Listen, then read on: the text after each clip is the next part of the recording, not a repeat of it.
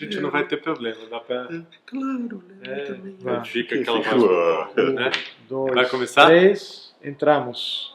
Opa! Estamos ao vivo! Não, não estamos! Agora estamos ao vivo! Estamos ao vivo, este é o Léo, o talk semanal sobre documentários. Nós estamos aqui com o grande Sérgio Riso, que veio aqui, tirou a sua uma noite tranquila de convivência com a família para compartilhar esse momento delicioso com a gente, nesse momento delicioso da vida brasileira. Estamos aqui para falar de linguagem. Obrigadão, Sérgio. Valeu, obrigado prazer. Pela presença.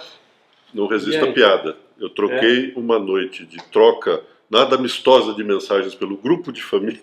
Vai ser no WhatsApp, muito legal. por estar aqui para conversar com você. Então você fez um excelente negócio. Então salvei sua noite, né? Salvamos sua noite. A gente pode ficar aqui até a madrugada? Vamos girar. Salvamos a noite, porque nós estamos aqui com uma audiência maravilhosa que interage, manda perguntas. A gente costuma ter assim uma audiência arrebatadora, tipo 6 pessoas, 10 pessoas, picos de 15 pessoas. Já dá para formar um time de futebol. Bicho, legal demais, hein? Não dá para ganhar a eleição, mas dá para fazer uma discussão, né? Então a gente vai começar hoje falando um pouco de você, né? Me fala um pouco, quando é que... Essa é uma perguntinha que está virando uma perguntinha básica também, daquelas que tem que fazer para todo mundo. Quando é que você foi picado pelo bichinho do documentário? Aqui o nosso papo é documentário. Eu sei que você foi picado por vários bichos cinematográficos, né? Mas hoje nós vamos falar de documentário, né? Quando é que aconteceu isso? Me fala um pouco da sua trajetória, da sua carreira. Pergunta é boa, Léo, porque se você tivesse me perguntado quando é que o cinema me picou, o audiovisual, aí eu, com tranquilidade, eu iria para a infância. Primeiro televisão, minha geração atua já é uma geração de televisão. Meus pais, principalmente meu pai, curtia muito ficção na televisão, seriado, filmes e tal, e aí eu desde criança ficava ao lado, aí dali a pouco minha mãe me leva para o cinema, aí ao cinema, e aí alguma coisa que aconteceu na infância e no começo da adolescência. Mas é interessante você me perguntar do documentário, né? Porque eu não me lembro exatamente quando foi que, assistindo a um documentário, o meu interesse por aquele negócio, aquele jeito, né, de você construir um filme, por aquela espécie de narrativa, por aquele contrato com o real, não me lembro exatamente qual foi, né, o primeiro filme que despertou isso. O que dá para mapear com mais tranquilidade é que a partir do momento em que eu, como jornalista e professor, passei a lidar mais diretamente, digamos assim, né, com a produção contemporânea, aí o documentário virou um campo de grande interesse meu, né? E já tem, sei lá, pelo menos umas 2 décadas em que eu tento, me esforço para tentar compreender melhor esse universo. E esses últimos 20 anos, com certeza, foram anos muito ricos, né? Décadas muito ricas. Muito ricos, né? Numa série de aspectos. Acho que aqui no Brasil foram 2 décadas muito ricas por conta de festivais, por conta principalmente do É Tudo Verdade, o Festival Internacional. Que você está muito envolvido, de documentários. Né? Pois é, o Amir Labak, que é o criador e o diretor do festival, somos próximos já faz umas décadas. Conheci o Amir primeiro editando um livro que ele escreveu, que ele coordenou na época em que eu trabalhava na Brasileiros. E aí estamos lá, lado a lado, nesse tempo todo. Admiro muito o trabalho dele e, modestamente, tento colaborar lá com É Tudo Verdade, fazendo coisas diversas. Não, maravilhoso, né? Ele mudou a... Eu acho que ele contribuiu muito para difundir a cultura do documentário no Brasil. O que significa não só ter criado público para o documentário. Vira e mexe eu encontro documentaristas, certamente você também encontra, documentaristas que dizem que passaram a se interessar mais e muito pelo documentário, vendo filmes na Tudo Verdade, descobrindo um jeito para mim foi de lidar com o real que eles não imaginavam. Então, de um lado você tem isso, realizadores que devem muito ao É Tudo Verdade. Eu acho que tem um público leigo, digamos, né, só de espectadores mesmo, que também descobriu que tem ali um universo muito rico, num certo sentido mais estimulante até do que o universo da ficção, nessas últimas 2 décadas. Sim. Filmes... Você considera? Você acha eu acho, tranquilamente. em tranquilamente. termos... O que eu costumo dizer é que se você busca novidades no cenário contemporâneo, as novidades estão mais no que a gente chama de documentário do que na ficção. E o que a gente chama de documentário está se transformando também, no século XXI, com certeza, num terreno híbrido, né? A gente continua a chamar de documentário, mas ele combina procedimentos da ficção e da não ficção, né? Dando origem ao que eu acho que tem de mais interessante aí no cenário. E em mídia também, em termos de mídia. Acho Sim. que o É Tudo Verdade contribuiu Sim, para levar para a vitrine da mídia o documentário. sim, sim. E isso também ampliou muito o E interesse. tem muito a ver com mídia, né? A conversa de documentário e a nossa conversa sobre linguagem, né? Sim. Tem muito a ver porque tem gêneros que colam mais em determinadas mídias, né? E o VOD é uma mídia que o documentário colou muito bem, né? Netflix, iTunes, né? Recuperando assim, em linhas gerais, o fenômeno, eu acho que os canais de TV paga começaram, Sim. né, a oferecer esse espaço mais amplo, digamos assim, para o documentário. Contribuíram, portanto, para criar um público maior, para ampliar o público do documentário. E aí, a partir da revolução digital, das múltiplas possibilidades de você assistir as coisas, chegando no vídeo por demanda, eu acho que cresceu loucamente, né, a massa do que a gente chama de documentário. E que, Sim, repito, sim, tem faces, tem aspectos muito, muito diferentes. Né? A gente poderia, por exemplo, estabelecer uma conversa aqui só a respeito da presença em telas, né? Porque o documentário está presente na chamada tela grande, que é do cinema, mas sim. de uma maneira periférica, com exceções. Né? Documentários são lançados de maneira muito restrita, num número pequeno Sim, de salas, e, portanto, nos cinemas tem um público pequeno, com exceções. Sei lá, um filme do Michael Moore, que estoura, um documentário musical brasileiro, que pode estourar. Mas aí você vai para as outras telas e o que você encontra nelas de documentário se amplia, digo, a oferta se amplia e o modo se multiplica. Então, vamos sair da tela grande para essa aqui, talvez a menor Sim. das telas. Quer dizer, o que você encontra aqui, no sentido de que um aparelho hoje é capaz de se conectar a uma série de redes e, portanto, explorar uma série de nichos, é uma produção super diversificada, porque você vai encontrar material mega profissional e você vai encontrar vídeos de curta-metragem produzidos por cooperativas em periferias das grandes cidades brasileiras. É um universo Sim. extenso.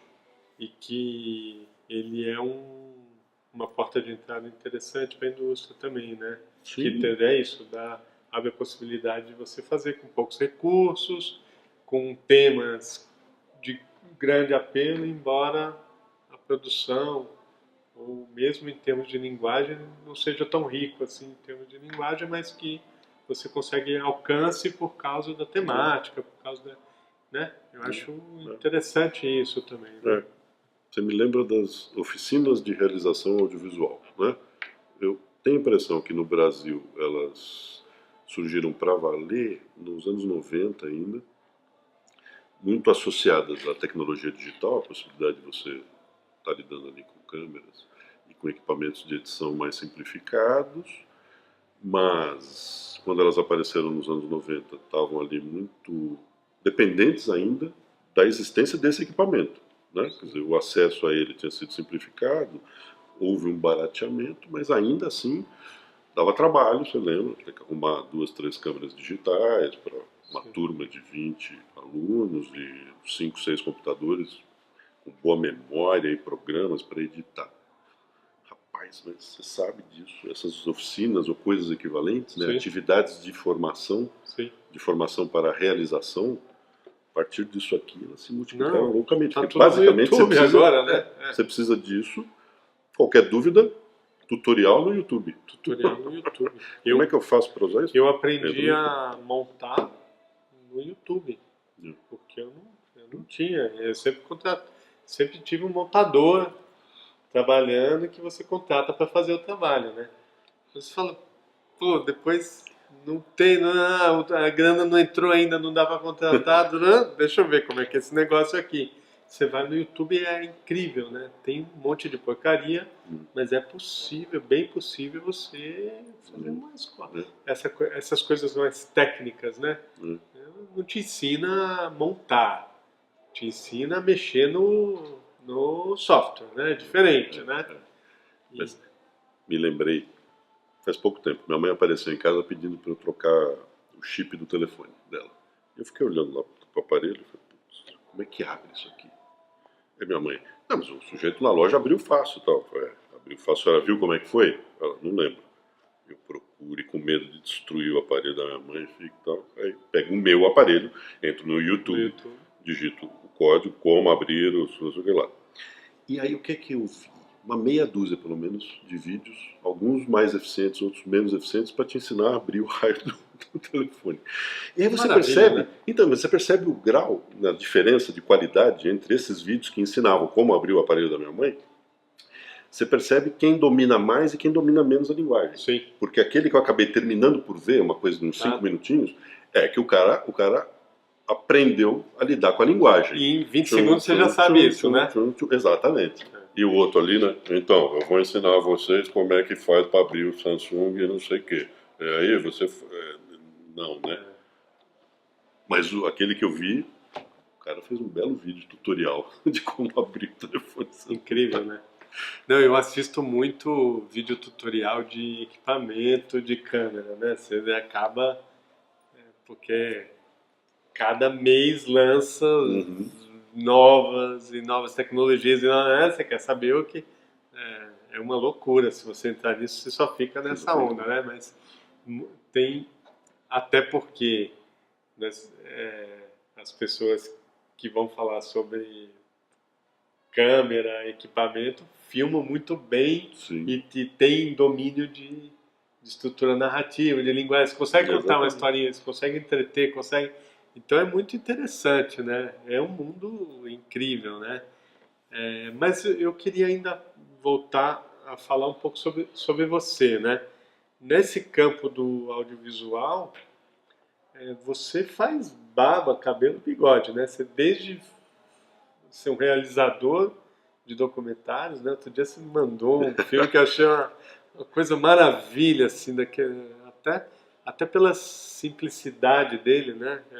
Um filme seu e, ao mesmo tempo, tem uma atividade forte como curador, como nessa parte meio, vamos dizer assim, né? Como crítico, como professor. Me fala um pouquinho, abre o baralho aqui, abre o seu... me fala um pouco de tudo que você atua aqui, aí pode ser na área audiovisual, mas né? Não só no documentário. Então, eu comecei como crítico, né? Eu comecei fazendo crítica, nunca deixei de fazer. O meu entendimento do que vem a ser o crítico ajuda a te responder. Quer dizer, o que eu acho hoje é que o crítico... Você é essencialmente crítico, é isso? O crítico é um pesquisador. Né? Então, para mim, foi algo muito natural que eu, em determinado momento, me tornasse professor. Então é o crítico que vira professor. Em algum outro momento foi natural me envolver na organização de festivais e de eventos, né, como curador, como membro de comitês de seleção. Tá, para mim está continuando a fazer sentido debaixo desse chapéu, que é o chapéu do pesquisador. A partir de um determinado momento, eu também achei que eu gostaria de lidar com realização, mas agora eu até consigo te responder a primeira pergunta, Léo, responder melhor, com mais detalhes.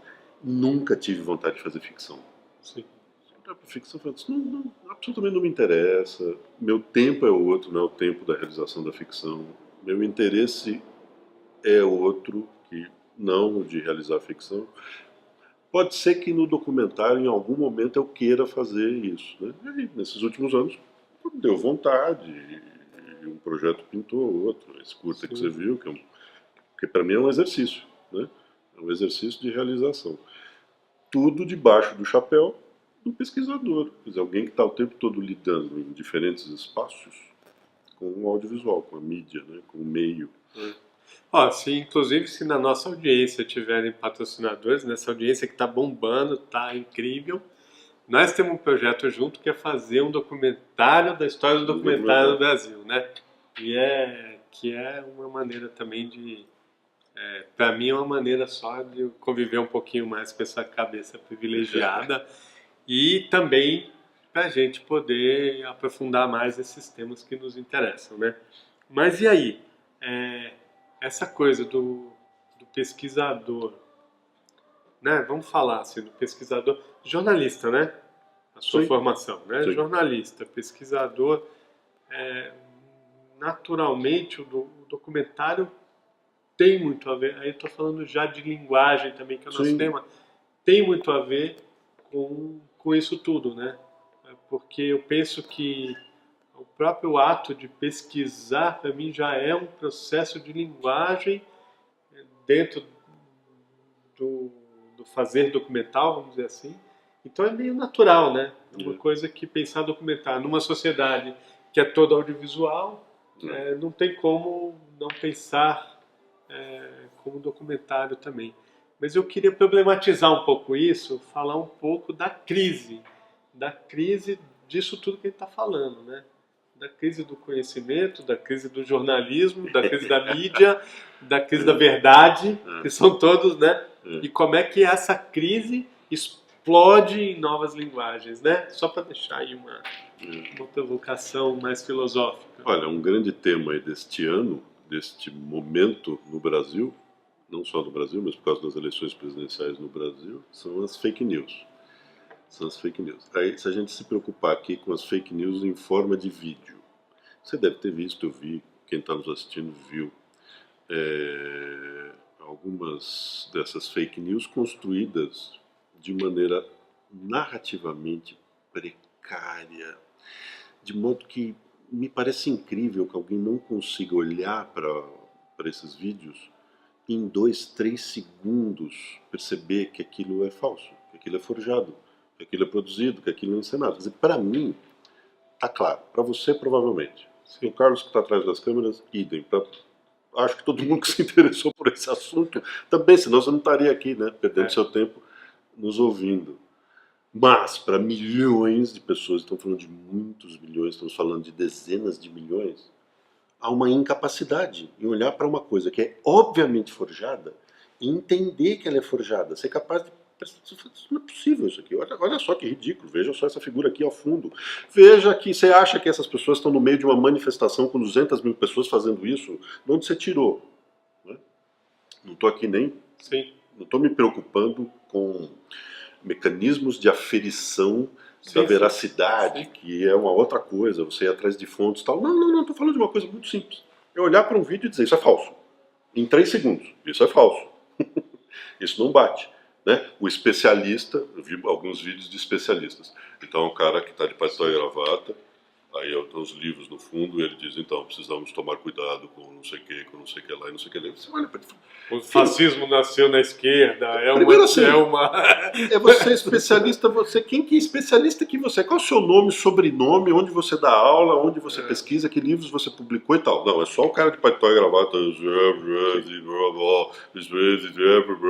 um negócio que não para mais, que ele está lendo ali no teleprompter. Ah, Léo, não, né? Mas aparentemente as pessoas acham que não, ó. Eu recebi no WhatsApp um vídeo, e você precisa ver, o cara tava... Institutos... Ah, esse aqui é um que eu adorei, que é assim, diversos organismos internacionais estão preocupados com o que é o Brasil. Cara, pálida, que diversos organismos internacionais estão preocupados com isso aí que você está me falando? Não enche o meu saco. Ninguém fala diversos organismos internacionais. Você começa dizendo, a Organização das Nações Unidas, no mês passado, deliberou que não sei o quê. Sim. Pronto, o cara falou diversos organismos internacionais de paletó e gravata, não tem nome, não tem crédito, não tem nada. Não enche meu saco. Né? É muito fácil perceber para quem foi minimamente alfabetizado na linguagem do audiovisual. Isso é uma questão que já foi muito motivo de muita pesquisa minha também. Eu queria saber o seguinte, e eu sei que você também mergulha muito nesse universo, inclusive atuando, né, na educação, né? Por que que a gente não educa as nossas crianças, jovens e adultos audiovisualmente? Por quê? Qual que é essa? Onde que está esse gap? Como que a gente criou isso? Por que é tão difícil? Eu converso, sei lá, nas escolas dos meus filhos, cara. Não consigo ter esse tipo de conversa com o educador. Por quê? Por que ensina literatura sofisticadíssima, tipo da Machado de Assis para as crianças, e não ensina o básico, que é o básico. Tem um léxico, tem estruturas narrativas que são muito simples de você passar para frente e, é um gatilho interessante para desfazer isso tudo, né? Não existiria a ideia de fake news se tivesse isso, né? Que é mais ou menos isso que você está falando, né? Por quê? A que você atribui isso? Minha tese de doutorado na Escola de Comunicação e Artes da USP é sobre educação audiovisual. O título acho que é Educação Audiovisual, uma proposta para a formação de professores do ensino fundamental e médio no Brasil. Se alguém tiver interessado, entra lá na USP, banco de teses, bota meu nome, eu ponho Educação Audiovisual, você baixa o PDF, tranquilo. E foi uma espécie de mapeamento que eu quis em algum momento fazer desse assunto, mas com uma perspectiva muito prática, que é, tá bom, entenda que a discussão em torno de educação audiovisual tem a ver no Brasil com esses parâmetros, mas agora deixa eu dizer o que é que eu acho que podia ser feito para dar conta, e eu termino propondo um curso mesmo, com disciplinas e conteúdos, ementas e coisa e tal, e bibliografias, que eu acho que pode ser de referência para qualquer pessoa interessada por esse assunto. O professor quer entender um pouquinho mais, eu acho que ele vai lá e folheia digitalmente, né? a minha tese, e vai encontrar umas coisas lá que acho que interessam a ele. Alguém com interesse mais aprofundado vai ter, se quiser, ali uma grade para fazer oficina de formação de professores. Estou te contando tudo isso para dar a dica aí para quem estiver interessado, mas também para dizer que tem lá nesse meu mapeamento a identificação de um preconceito que o audiovisual sofre na escola, né? E, primeiramente por causa da televisão. Né? Quer dizer, tem um problema entre educação e televisão. Sim. Fomentou-se um grande preconceito Sim. E ele acabou, acho, se arrastando para todo o audiovisual. Esse preconceito mesmo. Então, se a gente pegar aí professores... De que é porcaria, isso, de que é porcaria, a criança fica... Né? Não, um raciocínio muito razoável em relação à televisão, em especial, agora já nem vale mais, né? Porque eu dou aula numa escola particular de São Paulo para alunos de 13 anos, mais ou menos, que estão no 8º ano, é aula de audiovisual.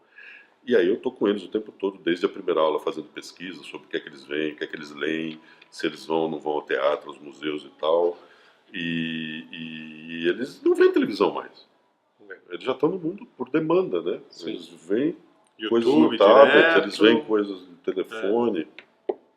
Então, a própria palavra televisão, para as novas gerações, acho que já não se aplica. Mas o fato é, o grande problema da televisão foi sempre o de ser uma ladra do tempo. Na verdade, Sim. não é uma discussão que tem a ver com conteúdo e dizer se ela é melhor ou pior que não sei o que lá. E esse canal é bom e aquele é ruim. Não. O problema é que se ela estiver roubando muito tempo de uma criança, temos aí um problema. Porque é para a criança distribuir melhor o tempo, né? Praticar esporte, ler, ouvir música, passear com os pais, com o avô e também ver televisão. Se ela começa a ver 5 horas de televisão por dia, essas 5 horas estão roubando o tempo de outras coisas. A gente pode dizer que hoje ladrões do tempo são o telefone celular e o tablet. Né? E é com isso que a gente tem que se preocupar também. Se a pessoa passa... O novo sistema operacional aqui do meu telefone me informou que no mês passado eu diminuí o meu uso do telefone. E aí ele disse que foram 2 horas e pouca por dia. Quer dizer, 2 horas e pouco por dia. 2 e isso horas aqui e pouco estava por ligado. dia? Jura? Como é que você faz isso? Depois você me ensina aí. Deixa eu ver se tá... Aqui, ó. Tempo de uso. Olha só. 2 horas e 56 minutos acima da média. Olha só. Porque, então, você vê como eu uso, né? A gente usa. Sim. Que é trabalho. Direto. Hoje trocamos mensagem para estar aqui, aí você me passa Sim. um link, eu faço outro, aí pergunto não sei o que lá, e vem. Total. Numa série de aplicativos. Ou seja, isso aqui está roubando tempo. Se está roubando o nosso tempo, imagina o tempo que está roubando Sim. de pré-adolescentes como os meus alunos lá. Bom, mas Eu tive vamos uma lá. experiência Fala, esse ano conta.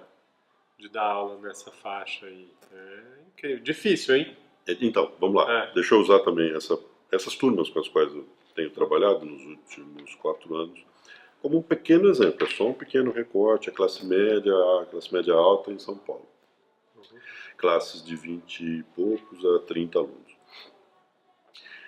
Tem um problema lá, Léo, que não é da escola, é das famílias, né? Então, por exemplo, essas crianças chegam, pré-adolescentes, né, chegam com um repertório de audiovisual que é muito limitado. Muito limitado. Digo, nem filmes legais para crianças eles conhecem. O que significa que tem um problema em casa, pai, tio, avô, padrinho, amigo da família. Não apresenta Ninguém coisas chegou lá e legais. falou, olha só, isso aqui eu quero que você veja esse filme que você vai adorar. Um dia um gato. Vê esse filme aqui, depois a gente conversa. Ou vamos ver o filme junto. Trouxe aqui, Vamos ver o vamos filme fazer uma junto, vamos pipoca, comentar faz junto. uma algazarra aqui, uma festinha, valeu, vamos ver juntos.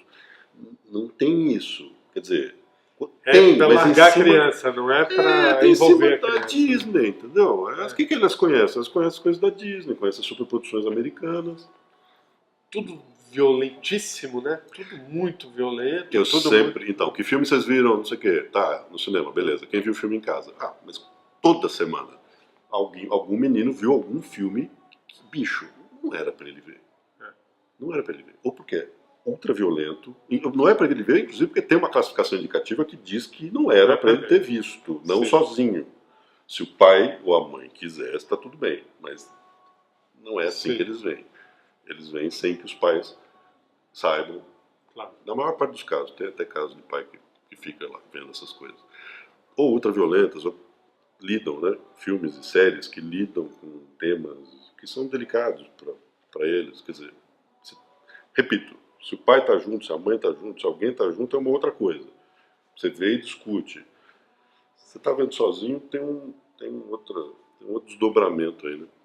Mas, vai lá, só tentando botar ordem na resposta. Dentro da escola tem preconceito. O preconceito dificultou Sim. a implementação de ações muito simples, como que tal um cineclube por escola. É pedir muito. Não é pedir Um nada. cineclube por escola. E quando tem cineclube, bicho, os filmes que os caras. Pois é, aí você vai passar filme da Pixar, Aí é não a mesma adianta nada, coisa, porque né? não precisa de cineclube para passar filme da Pixar. Os Isso caras já já vem em veem casa, os filmes, né? exatamente. Põe alguma coisa, né? Mas olha só, imagina, um cineclube por escola, cumprindo a missão de todo cineclube, que é exibir, discutir, debater, né? Tá. E ali, com uma curadoriazinha que não precisa ser nada muito extraordinário. E olha aqui a internet para te ajudar a fazer curadoria se você, o responsável pelo cineclube de uma escola, tem dificuldade. Né? Mas enfim, imagina, um espaço como esse dentro de cada escola para exibir e discutir. Já estaríamos num outro mundo, acho. Né? O problema é que não tem nem isso. O que dizer de atividades um pouco mais complexas. Desses anos todos aí, em que eu estou trabalhando muito nessa conexão de audiovisual com educação, participei de muitos encontros com professores, na forma de debate, palestra, curso, oficina e tal. Às vezes é desalentador você ver o estado dos professores. Agora não estou falando mais dos alunos. Claro. Também você notar de professores que estão atuando aí há muito tempo, em alguns casos, é bem limitado. Não escapa muito da Disney, Pixar. É um pouquinho mais amplo. Né? Por exemplo, um desconhecimento brutal sobre o audiovisual brasileiro. Sim. Brutal, não estou querendo que ninguém me Claro. diga. Ah, claro, Sérgio, deixa eu te contar a história do audiovisual do Brasil. Não, para com isso. Estou querendo saber. É básico. Isso aqui, aquilo ali aconteceu ali, isso aqui tem a ver com aquele outro e tal. Isso tudo ajuda a entender hoje. Certo? Não tem. Então, eu fico imaginando como é que a pessoa entende o hoje. Mais ou menos como tantos milhões de pessoas estão entendendo o hoje do Brasil, da política do Brasil. Claro. Bicho, um monte de coisas aí. De onde é que vieram essas coisas, né? Venezuela. Velho, você sabe o que é a Venezuela? Você conhece a Venezuela? De verdade, você está falando que você conhece a história da Venezuela. Como é que você pode comparar a economia da Venezuela com a economia do Brasil? Isso aqui, por acaso, é um país que jogou tudo em cima do petróleo?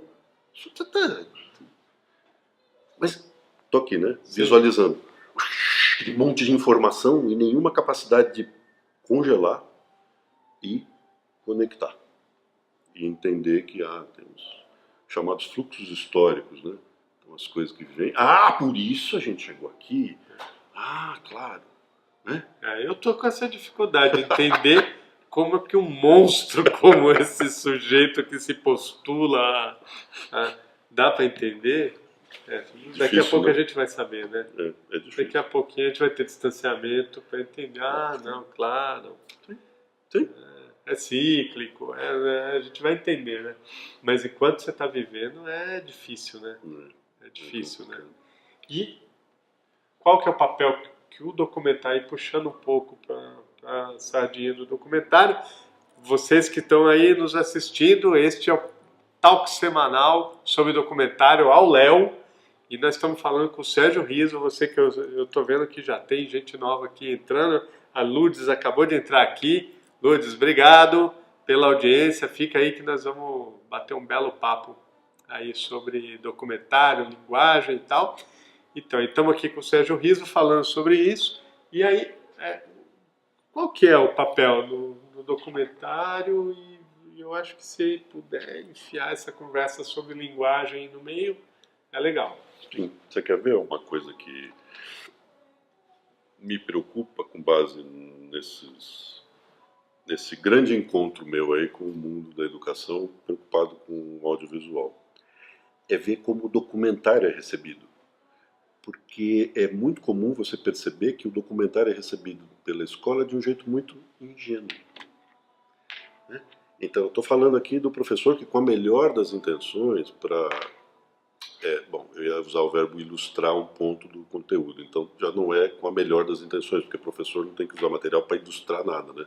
Tem que usar material para problematizar o assunto. Tá, mas vamos lá. Para ilustrar um determinado ponto do currículo, do conteúdo, né, da grade, ele vai lá e puxa um filme que para ele está transmitindo só informações sobre o assunto. Né? Pode ser, sei lá, o Jango, pode ser o governo João Goulart. Ele usa o filme lá do Silvio Tendler, Jango, se chama, o documentário do Silvio Tendler, que foi à época até bem visto, né, lançado no cinema. Então, como um veículo para informações em torno do governo João Goulart, golpe de 64, coisa e tal. Sem nenhuma atenção aos aspectos de linguagem do filme. E, portanto, a como é que a linguagem utilizada por um filme como esse e por qualquer documentário estabelece recorte, estabelece ponto de vista, né? Em resumo, estabelece modo de abordar um determinado assunto. Se você está usando o filme, eu espero que você seja minimamente capaz de discutir isso, assim como se você está usando Machado de Assis, ou Guimarães Rosa, ou Graciliano Ramos, você está discutindo a forma. Sim. Você não está lá só discutindo qual é o tema de Grande Sertão Veredas. Não faz sentido qual é o tema de Grande Sertão Veredas isolado da linguagem de Guimarães Rosa em Grande Sertão Veredas. As coisas estão juntas, né? Mas no documentário, dentro da escola, é como se não tivesse linguagem. Ora, bolas, é isso aí, não é? É isso. Tal. É fácil entender o problema, se eu acabei de dizer que tem uma deficiência de repertório maior do que é desejável, então por que achar que, mesmo no professor bem intencionado que usa ali o documentário, haveria condições de estabelecer pontes, né, entre aquele documentário e a linguagem do documentário e a linguagem do próprio audiovisual? Mas o fato não é difícil. Né? Aí eu fico me perguntando, ok, um professor nessas circunstâncias, que não teve a oportunidade ao longo da sua carreira e da sua vida de adquirir esse ferramental, vai para cá. Mas aqui tem esse tipo, não é sofisticado demais para isso? Porque isso, eu acho que assim, tá. YouTube é bom para isso, né? Eu preciso resolver um problema aqui, eu preciso consertar o áudio do Premiere, tem lá o tutorial. Sim. Mas para um assunto um pouco mais profundo, que eu concordo com você que é simples discutir, sei lá, o ponto de vista ou né? Ou a abordagem, ou como se construiu essa história, ou qual elemento dramático utilizou para contar isso, enfim. Onde é que estão essas curvas? Não são coisas tão complexas, mas são coisas difíceis de... É um repertório difícil de se obter, eu acho, muito difícil. Sei lá, a gente conta nos dedos quem faz disso uma batalha, uma luta aqui no Brasil, né? Por exemplo, né? Sei lá, acho que lá fora você encontra mais gente discutindo sobre isso, levado a sério, né? Vamos dizer assim. Eu não sei se é tão fácil assim. Eu acho difícil, mas muito importante, né? E é totalmente... Você quer ver? Deixa eu te dar um exemplo concreto aqui. Não é fácil, claro que não. Mas quem disse que a vida é fácil, né? Então, é isso, velho. Quem disse que entender o mundo é fácil? Você acha lá que o meme da coisa te explica. Eu não quero que isso seja Venezuela e tal. Ah, claro, te explicou tudo. Te explicou o que é a Venezuela, o que aconteceu com a Venezuela, como é o Brasil e por que raio você está achando que com o Brasil pode acontecer o que... Não é o meme que vai te explicar, isso é besteira. Então, tem um esforço aí, né? Digo, ser humano tem que botar esse negócio para funcionar, senão não dá.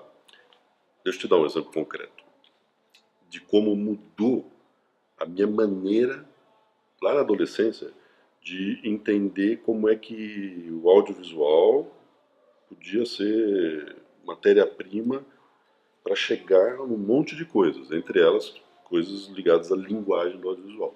Foi frequentar cineclube. E quem sabe, por causa da internet, Heitor Capuzzo, um grande amigo que hoje é professor em Singapura, teve um papel muito relevante num determinado momento da minha vida, porque ele era curador do antigo Cineclube Bexiga. Curador, que nome bonito. Ele tomava conta lá, era uma das pessoas que tomavam conta do Bexiga, que era um negócio meio cooperativado.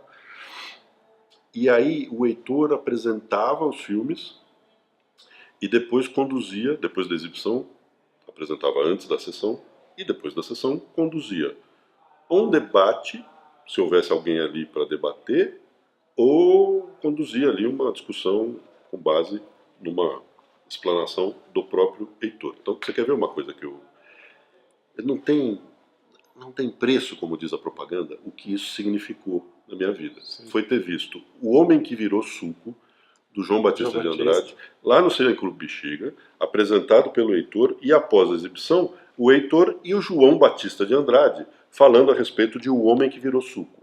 Eu não tenho como te dizer, não tenho como avaliar o que aquilo representou para mim. Estou dando um exemplo de uma noite que eu gravei na minha vida. E eu estou falando de uma noite em que eu tinha 15 anos, talvez. Eu estou com 53 e eu lembro dela. Sim. Então estou querendo dizer o seguinte, se você se expor a esse tipo de situação, vai no debate, tá cheio, São Paulo está cheio de sessão gratuita com debate. Vai lá para ver. Aí você vai encontrar, então, Leonardo Brandt e Sérgio Riso vão discutir Santiago do João Moreira Salles. Tá bom, não conheço esse filme, vou ver o filme, que legal. Não sei quem é Sérgio Riso, não sei quem é Leonardo Brandt, vamos ver o que esses caras têm a dizer. Alguém que nunca tenha sido apresentado a uma certa lógica de exploração, de entendimento, de linguagem, só pela nossa conversa. O que ele está falando? Ele falou de um livro. Que livro é esse? A Verdade de Cada Um. Como é que é? A Verdade de Cada Um. Você pode repetir o nome? Amir Labak, organizador. O que você falou? Não sei o quê. Mas o que é isso? É um filme? Posso achar? Tem no YouTube? Tem no YouTube. Você tem um esforço aqui que, desculpe, é do ser humano. Sim. Se você não se esforça para ir atrás dessas coisas, bicho, desculpa. O que você quer? Que implantem um chip na sua cabeça e você assimile tudo? Mas esse isso tem movimento que eu estou querendo dizer, tem a ver um pouco sabe? com a questão aqui que a Graziela está colocando, que é como é que a gente discute a linguagem cinematográfica se não tem nem merenda decente na escola, né? Então esse é um ponto, né? E aí Mas que não pode ser usado como desculpa, né? Sim, claro. Boa parte das escolas públicas brasileiras, a gente sabe, opera num caráter de precariedade absolutamente indesejável para um país como o nosso. Então tá errado, ok. Mas também não dá para você dizer, tá vendo, não tem nem merenda, então... Pois é. Então, também ferrou tudo, então vamos desistir de tudo, né? Porque então, isso. Vamos desistir, né? Aí entrega pro inimigo. Agora, você falou aqui da verdade de cada um, né? Me fala, você trouxe o livro, tô vendo que tá cheio de anotações aqui, ó. Deixa eu mostrar pro pessoal aqui, ó. Aqui, ó. Pelo visto já foi lido e relido 15 vezes aí. O que você trouxe aí pra gente? Não, vindo para cá eu pensei, pô, podia levar um livro. É o desafio que eu me impus. Vou levar um livro, não vou levar uma pilha de livros lá ficar. Então, se você quer saber sobre isso, um. Não, mas o Sérgio deu uma aula aqui nessa sala mesmo, né? No curso que a gente fez dos Doc Makers. E indicou vários livros, tinha especialmente um livro que eu não conhecia, tinha acabado de ser lançado do Patrício Guzman. Sim. Nossa, que livro É maravilhoso uma coisa aquilo, louca, né? E aí eu já quero aproveitar que você vai falar do livro para te falar um pouco dessa coisa. O Patrício fala do documentário, como define o documentário, com um trecho que você até leu aqui na aula dos átomos, né? Qual é a sua definição de documentário? Como você define isso? Difícil, né?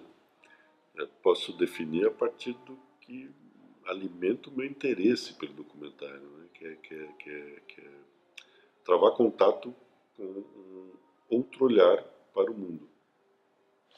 Isso me interessa, né? Me interessa assistir um doc que você fez, um curta, 5 minutos, a respeito de XYZ, Você tem alguma coisa... porque eu quero ver como é que você olhou para aquilo, né? E aí, sobre XYZ, na verdade não, porque aí eu gosto sempre de lembrar o Eduardo Coutinho, que dizia que documentários não são sobre temas. Sei lá, não vamos fazer um documentário sobre o copo d'água, copos d'água. A gente pode se enganar e acreditar que estamos fazendo um documentário sobre copos d'água. Na verdade, segundo Coutinho, estaremos fazendo um documentário sobre uma equipe de filmagem fazendo um filme sobre copos d'água. Sim. Nosso filme vai revelar isso. Por que nós dois resolvemos tratar copos d'água desse jeito?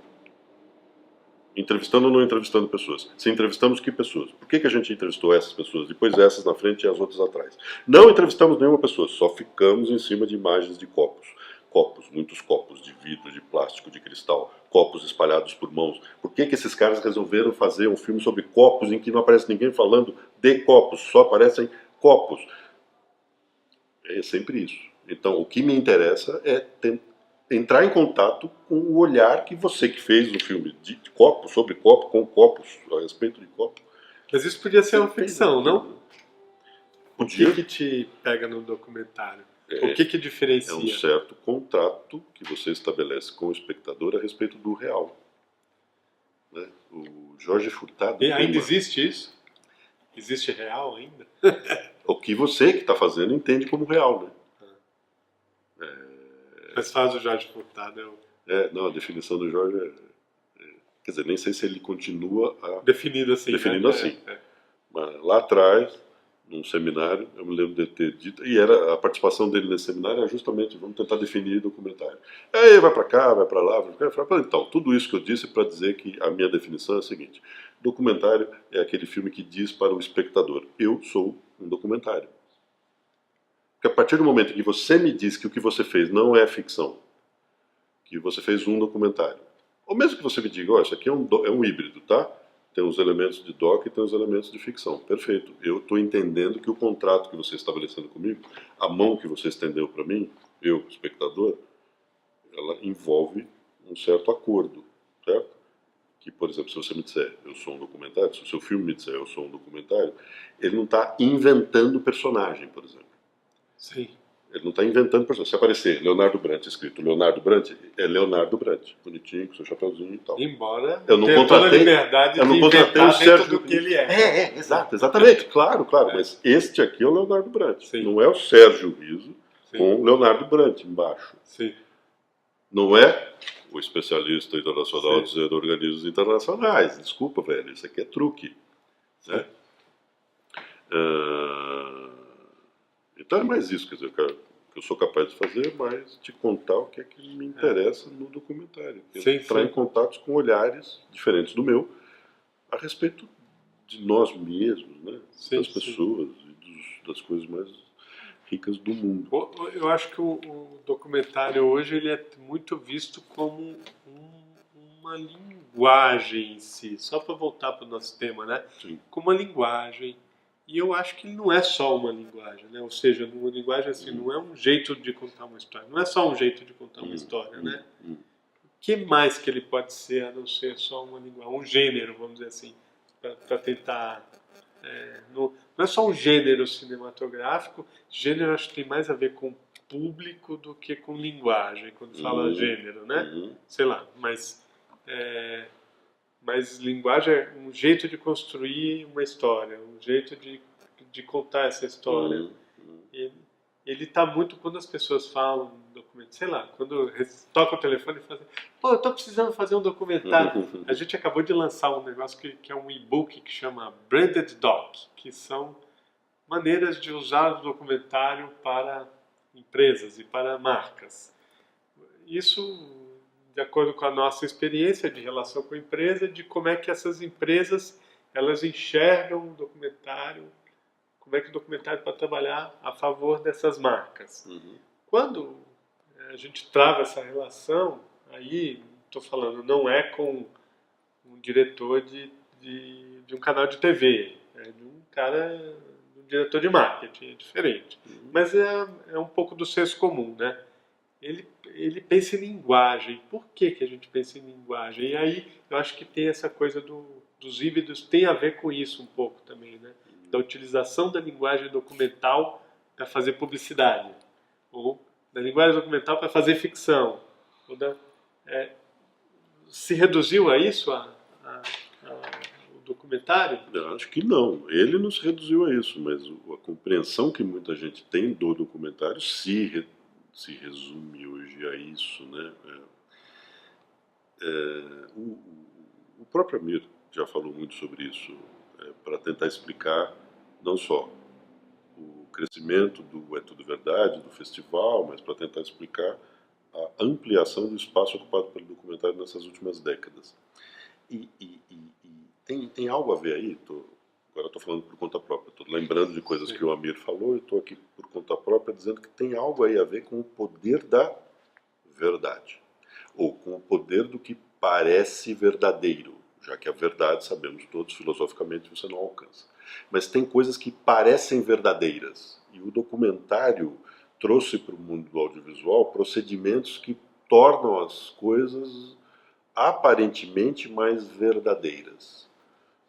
Então a publicidade, quando busca no documentário procedimentos, me parece que ela deseja parecer mais verdadeira. Eu não estou aqui dizendo que esta máquina de escrever é a última engenhoca em tecnologia que... Não, eu vou tentar vender essa máquina dizendo, então, olha, essa é a máquina que eu herdei do meu pai. Eu cresci vendo o meu pai datilografando nesta máquina. Hoje ela é minha. E às vezes eu desligo o meu computador para vir escrever aqui. Faça como eu. Compre você também esta máquina de escrever. Léo, isso é uma puta babaquice. Se você é publicitário faz isso, desculpa, você faz babaquices, né? Mas a publicidade, quando olha para o documentário, está pensando nisso aqui, deixa eu tornar mais verdadeiro. É o testemunhal, né? As pessoas falando, cara, não enche meu saco, meu. Diz logo lá que você quer vender a máquina. Que ela é boa, ó, dá umas porradas que ela não quebra. Esses documentários de banco que todo o cenário, a roupa, tudo é laranjinha, né? Alguém cai nessa? Acho que cai, né? Acho que as pessoas caem. Que volta para a coisa da educação, né?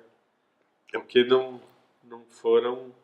Uma certa educação. Não tem um olhar, né, educado, né, para isso, né?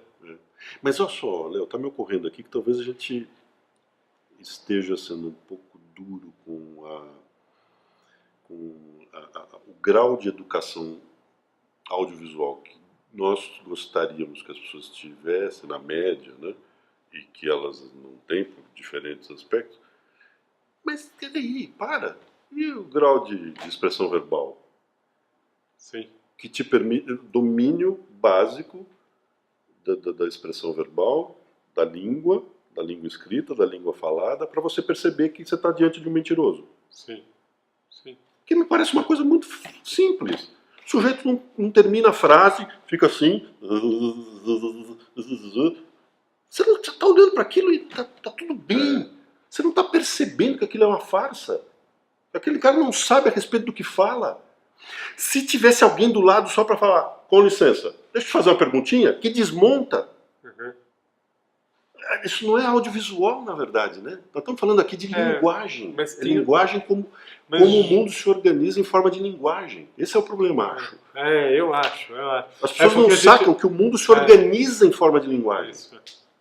A gente está talhado, quer dizer, essa narrativa, esse jeito de contar uma história, ou o jeito de contar uma notícia, o jeito de dizer o que é verdade e o que não é verdade, é um jeito muito fechado, né? Muito bem definido, blá, blá, blá, e que as pessoas se apropriam com isso tudo que você falou, né? As tecnologias, os meios, tá tudo pronto, né? Até eu estou fazendo o programa ao vivo, pô, porque qualquer idiota pode fazer, né? Mas enfim, você pega, cria aquela história, inventa o que você quiser, põe alguns elementos, sempre tem um elemento de verdade verdadeira, não? Ou assim, verdade consolidada, vamos dizer assim. Um fato histórico. Verdade Eles conseguem misturar, que é mais ou menos assim. A questão é como se conclui as histórias, né? E como é que você chega nas conclusões, né? Aí você fala, você usa 3 fatos históricos, então o Brasil vai virar Venezuela. É só, não, se eu junto A e B, não dá C. Dá para perceber que não dá C? Não dá. Mas as pessoas acham que dá. Aí, ó, tá provando que o Brasil vai virar Venezuela porque A, B é igual a C. E não é, mas é assim que a gente acostumou a assistir Jornal Nacional, é assim que a revista Veja faz jornalismo até hoje, mesmo quebrada, fudida lá, ela continua querendo fazer a nossa opinião, né, a opinião média, ou a opinião da classe média, vamos dizer assim, brasileira, e consegue às vezes, né? Sim. O telejornalismo tem uma loucura, né, que o Jornal Nacional no Brasil condensa melhor do que qualquer outro programa, que é você acreditar que o mundo pode ser resumido. Tudo o que aconteceu de relevante hoje e que você precisa saber, eu vou te contar em 20 minutos, em 4 blocos. É mesmo. Tudo que você precisa saber sobre o que aconteceu no mundo. E esse assunto aí, o primeiro, tudo que você precisava saber sobre ele deu em 1 minuto e 25 segundos, que é o tempo da matéria. Sim. O que está me levando aqui para um outro lugar também, que tem a ver com tudo que a gente discutiu até agora. A importância da televisão no Brasil, ela é descomunal. E dentro dela, a importância do telejornalismo na formação de opiniões também é descomunal. Sim. Tem um problema aí, a gente não percebeu que chegaríamos nesse ponto, né? E em outros países, você conta que é incrível no Brasil você contar que tem país que, não, os caras, deixa eu te contar, as pessoas não ficam vendo telejornal para saber. Se o cara tá em casa lá, liga, legal, vê, olha que interessante, aconteceu não sei o que na Turquia, não, mataram um jornalista saudita, puxa vida. Ainda mais hoje em dia, né? Mas não é o Agora, ritual de milhões, metade do país ficar sentado lá para ver, então é isso, hein, então é isso, então é isso, é isso.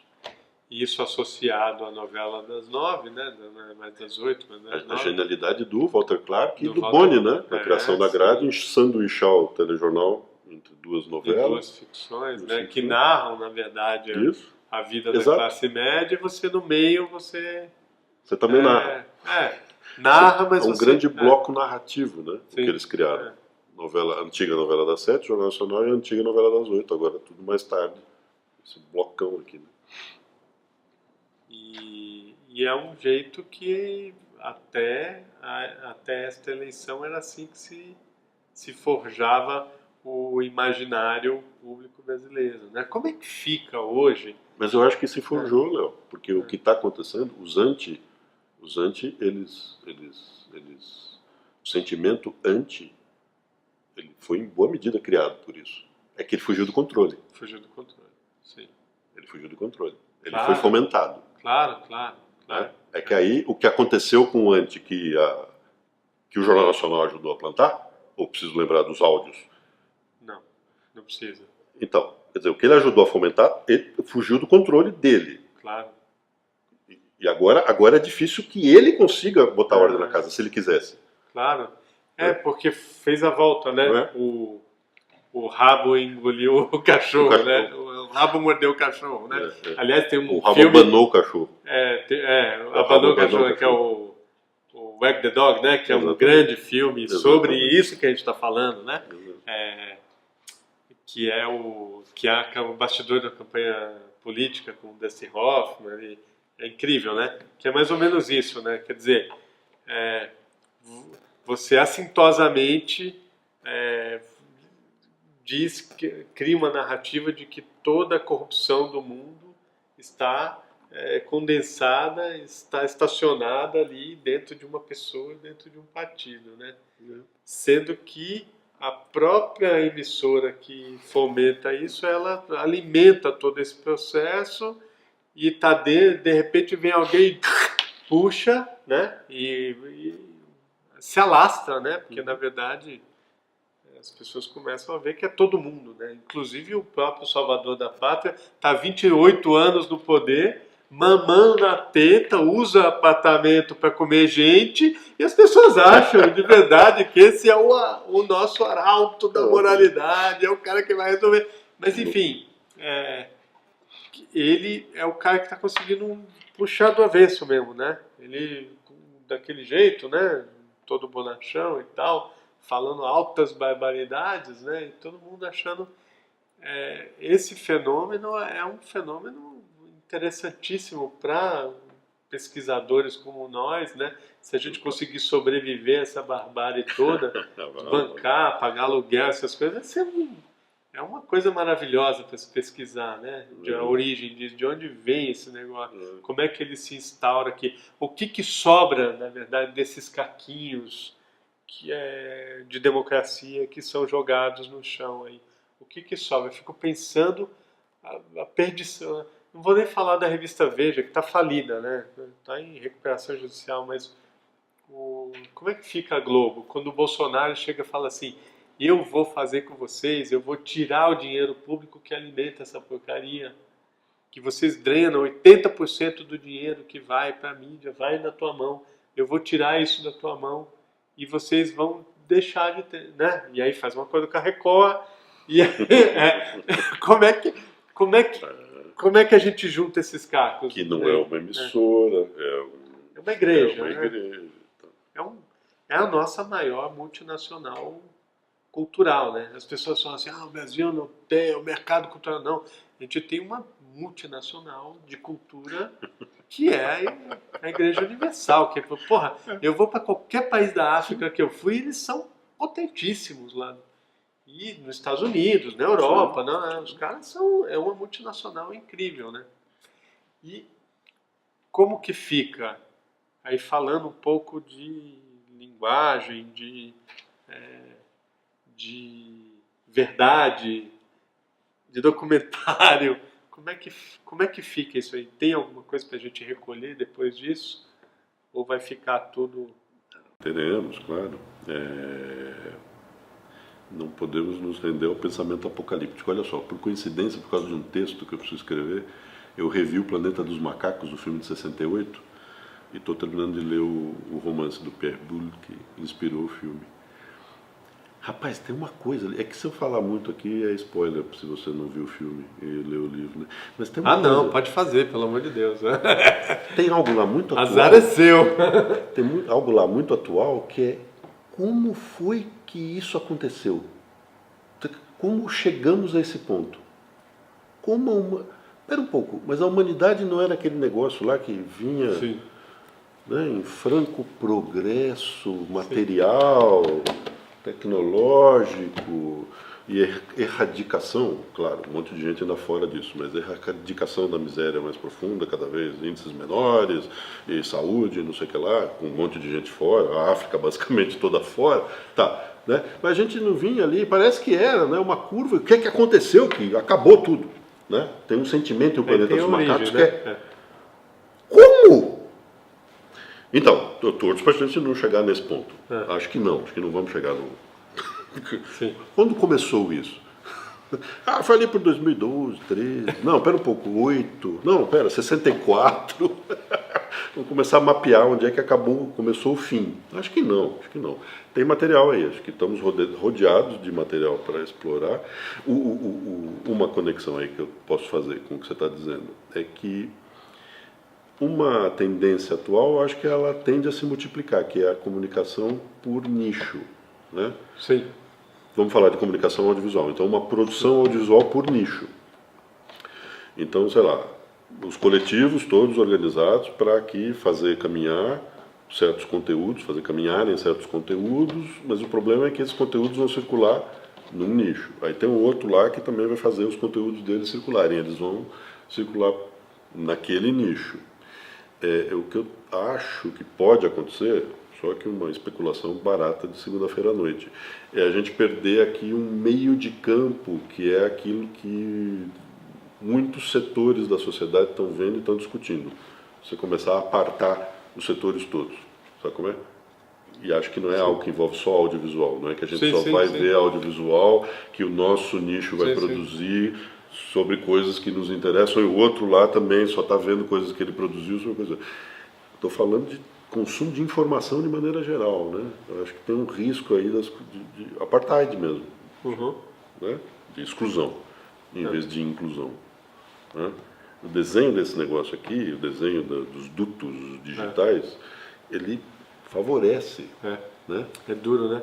Eu escrevi essa semana um texto tentando mapear os eleitores do Bolsonaro, e aí é uma coisa que era só para a bolha de quem quer converter os bolsonaristas. Não era para cair na mão de um bolsonarista, cara. Mas eu tive um amigo que ficou muito chateado, decepcionado, me chamou de arrogante, né? E eu falei, cara, você tem toda a razão, bicho, toda a razão. Como é que a gente começa a se comunicar? E essa eleição já é um sintoma disso que você está falando, né? Quer dizer, já está... o que você está falando é que vai estressar ainda mais, né? Eu acho. Infelizmente, eu acho que sim. Que a gente vai chegar num ponto que... É isso, esse grupinho da família ou vai ser proibido falar determinados assuntos para vocês poderem só mostrar a foto das crianças, bibibi e tudo bem, ou alguém vai se excluir provavelmente você. Provavelmente eu da minha saiu do grupo. Ou você vai se encher o saco e vai sair, ou vão te tirar do grupo, um dos dois, né? Mas enfim, eu acho que o meu problema disso tudo não é esse. O problema é o seguinte: a desconstrução é total e tamanha, mas o poder de concentração de poder que vai se configurar, ou que, né, provavelmente vai se configurar, ele dá um poder de reconstruir isso de uma forma, né, assim como a ditadura reconstruiu um sistema que funcionou até agora. Quem inventou a revista Veja e o Jornal Nacional foi a ditadura militar, né? Como é que ela agora desconstrói isso tudo, né? Ela representada por um, né? Ela volta anos depois, 50 anos depois, ela volta para... enfim, eu sei que é uma especulação, mas é problemático, né? Eu sinto, Léo, que a gente está vivendo debates, estamos participando, na verdade, né, de debates muito anacrônicos, né? Esses dias com amigos, com namorada, que hora que entrou Cuba na conversa? Que Cuba? O que você está falando, cara? Cuba? Comunismo. Que hora entrou comunismo? Onde é que tem comunismo no mundo hoje? Comunismo, né? E será que seria possível conversar com alguém e dizer comunismo te preocupa, mas Lenin, Trotsky ou Stalin? Do que você está falando? Até onde é que caminha você acha que essa conversa ia caminhar? Sim. Até que página? Não é nem... Não, né? O problema é Marx. Como se fosse possível Marx e Hegel, né? Marx e Hegel, lembra do cara? Marx e Hegel. É Marx e Engels, até foi uma brincadeira, né? Que teve um sujeito aí que tempos atrás falou de Marx e Hegel. Mas Hegel é subversivo também, assim como Engels. Mas quer dizer, o anacronismo é o seguinte: olha o tamanho dos nossos problemas. Olha para esse país, 200 e tantos milhões de habitantes, uma configuração muito particular, né? Difícil você comparar o Brasil com outro país. Por isso que eu digo com a Venezuela. Não, para, bicho. Não, com Cuba também é. Com Cuba, uma ilha no Caribe, do que você está falando? Né? Então, um país desse tamanho, com essa configuração, 200 e tantos milhões de habitantes, isso aqui não é mais o país de 1964. É engraçado que eu preciso dizer isso. Você fala, Sérgio Riso, seu imbecil. Claro que não é.